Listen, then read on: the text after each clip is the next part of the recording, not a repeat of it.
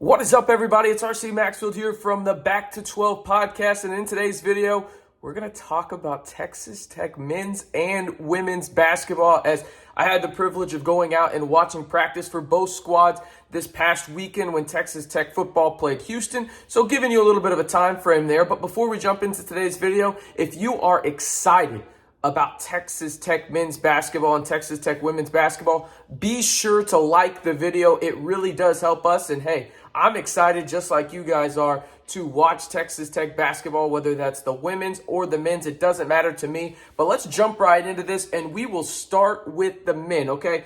And I want to say this. It was one practice, but I have heard reports from everybody, and I was trying to go in there and try and confirm some of the things that I've heard. Well, I got that. And the first thing that really stood out to me was Texas Tech went out and got what they needed most. And what they needed most was shooting. And they got a lot of it, whether that was in the portal or whether that was through their 2021 class. They got a lot of it. You think about it, you got Walton, Williams, Fardaws, Jalen Tyson, as well as Lamar Washington, Pop Isaacs as well. So you got guys that can shoot the basketball, and that's something that Texas Tech has struggled with mightily over the past few years, outside of really a Davide Moretti, who was the most consistent shooter in maybe ever for Texas Tech, but definitely in recent memory. And now they try to go out and get guys where it's like, okay, we don't have to teach you how to shoot. We'll just teach you how to play defense. And we know Mark Adams and crew can do that. But I wanted to list off for both men's and women's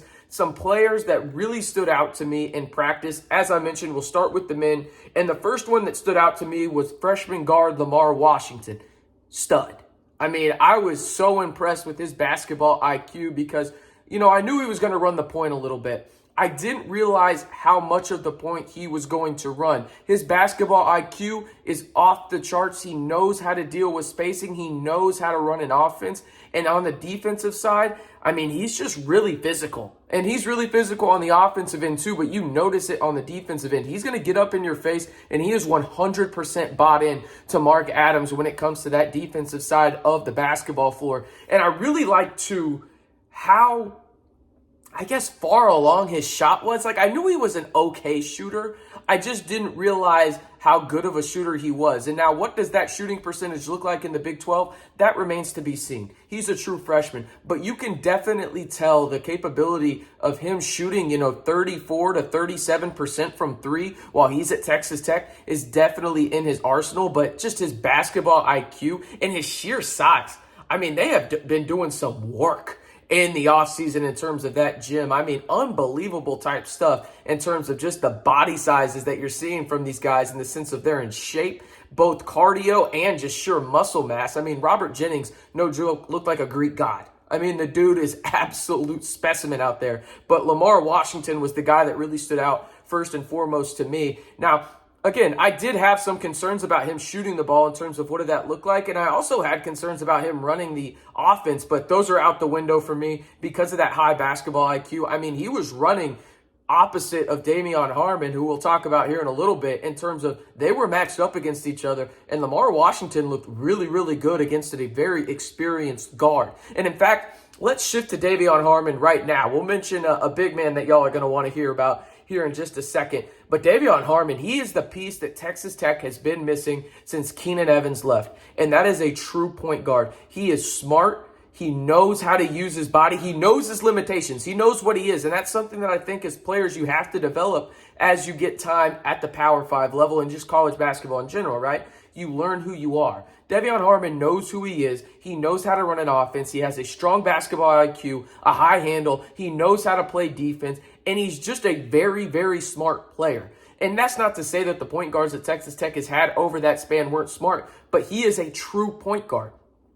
When's the last time Texas Tech has had that since Keenan Evans? I can give you the answer. They haven't. That's the thing. When you see all this mixing and matching and everybody wondering who's going to run the point, you won't have to worry about that this year. Damian Harmon is a true point guard, and he is going to be able to facilitate things and really instruct people on what to do offensively and defensively. Think of him as kind of the quarterback of this team for the Red Raiders. He is super smart, high basketball IQ, and that handle's pretty good too, and he's not afraid to muck things up and really get physical with the team as well. Now, on the big man side of it, Daniel Bacho. I tweeted about it at practice. I mean, my goodness, he's unbelievable. I mean, the thing is his footwork. And as a big man, I feel like for me personally is one of the biggest compliments I can give you is if your footwork is good as a big man, you are better than 95% of the people playing. And his footwork has just improved and improved and improved. And now the body is there as well. He put on at least 20 pounds of muscle. I mean, the dude is absolutely jacked. It didn't, take away from any of his athleticism whatsoever. He looked like he was getting out on the perimeter, using his mobility well. Saw him shoot a couple jump shots, but overall, I mean, he just has length for days, was out on the perimeter. In the first play of practice that we actually got to see when we were out there he was on Kevin O'Banner. And Kevin O'Banner was on the perimeter running around on the baseline, and Daniel Baccio was right there with him. Kevin O'Banner tried to cross him up to create a little bit of space, and Daniel Baccio just wasn't having it. He blocked Kevin O'Banner in the corner. I think Daniel Baccio has the true potential to be a huge difference maker alongside Fardaws at the center position for Texas Tech, and they'll be interchangeable. They bring a different skill set, but overall, Texas Tech is absolutely loaded in the front court, and that next step that Daniel Baccio is going to take will happen this year. I mean, I absolutely believe it. He's been the talk of camp, and he is absolutely that guy and has really elevated his game. I'm excited to see what Daniel Baccio had. I actually have some of the notes here. I want to read verbatim on Daniel Baccio, the notes that I took at practice. He stood out and he's bulked up, as I mentioned. He looked great in the pick and roll. You can just tell he has a better feel for the game, and I think he has a true breakout season for Texas Tech. He also has worked on his perimeter defense, as I mentioned, with the footwork, but he's also got that little bit of touch on his shot. Now, I'm not, trusting him like I did Tariq Owens on the perimeter or anything like that, but he's got a little bit of touch as well. Now, the last player I want to talk about for men's basketball is the guy that just dominated practice when we were there. Flat out, he was the dude in terms of he looked the best out of anybody at Texas Tech on that roster, and maybe it was just that one day, but it was Jalen Tyson. And I was super impressed with him because there was a lot of question marks I had about him in terms of his game. Like, I know that he can play at the Power 5 level, but just how much of an impact can he make right away? Remember last year, he didn't get to play too much at Texas, transferred into Texas Tech halfway during the year, so you don't really know what he looks like against Power 5 competition. I'm no longer worried about that. The dude is a stud. He will start for Texas Tech this year. I'd be shocked if he didn't, and I would be shocked if he isn't one of those true impact players for Texas Tech. He does it on both ends. And let me just read verbatim the notes I took about Jalen Tyson. Jude just continued to make plays throughout practice. He's bigger than you think, and he also is a bit shiftier than people give him credit for. Tech is going to need him to score at all three levels, and I think he can do that, whether that's his wide variety of floaters, touch on his shot, or just flat out bullying people on the block. Defensively, he adds length and versatility, and we all know that those are two of Mark Adams' favorite words. He is going to be a star, Jalen Tyson is, and I can't wait to watch him in the Big 12. Now, before we get into the women's part of this, be sure to subscribe to the channel. We're giving you insights like this all the time right here when it comes to Texas Tech athletics, whether that's football, basketball, baseball, soccer, volleyball, you name it. We are covering it right here on the Back to 12 podcast channel. So help us get to 800 subscribers. That's what we're trying to get to right now. 800. Trying to creep our way up to 1,000, but y'all helping us get there, and we really, really do appreciate it. Now for Coach Gerlich's crew, I'll tell you what. They're young, but damn are they athletic. They are super athletic. And the first girl I want to talk about is Kyla Freelon. She's from Denver, Colorado, a true freshman, and she's by far the best athlete on this team. Just strict athlete, right? She's a track star in high school, played basketball as well, two-time letter winner there, as well as a three-time letter winner on the track team in Denver. And you can just tell that she has every ounce of athleticism you want in an athlete. She just needs to learn the game a little bit more. And she knows it pretty well right now, right? But she needs to learn a little bit more, get in the gym, and she's a true freshman, right? It's going to happen. But I can tell you this, when I first stepped in there and practice first started, she was the first person that caught my eye from the standpoint of, holy crap, she's just more athletic than everybody out here. It literally took her what seemed like 4 long strides to get to half court. I mean, she is just unbelievably gifted athletically. And once the basketball aspect kicks in for her, she's going to be a true difference maker.